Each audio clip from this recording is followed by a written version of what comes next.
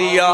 سحری کے وقت میرے بندے جاگنے کے عادی بن جائیں، اور ادھر فرمایا لوگو ان ناشئۃ اللیل ہی اشد وطئا واقوم قیلا۔ جو میرے بندے رات کے آخری حصہ میں اٹھا کرتے ہیں انہیں دو کرم ہوتے ہیں، انہیں دو نعمتیں ملتی ہیں۔ اشد وطا، ایک تو نفس کو چلا جاتا ہے، وطا کا معنی ہوتا ہے روندنا، سحری کو جاگنا، یہ نفس کو روندنا ہے، رام کرنا ہے، نفس کو تابع کرنا ہے۔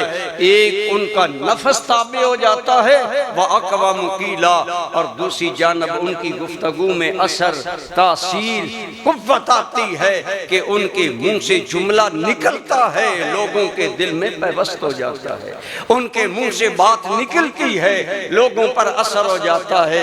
اس کے کئی معنی کیے گئے، اور ایک معنی یہ ہے کہ جو تہجد لگاتار پڑھنا عادت بنا لیتا ہے وہ اللہ کی بارگاہ میں مستجاب الدعوات ہو جاتا ہے۔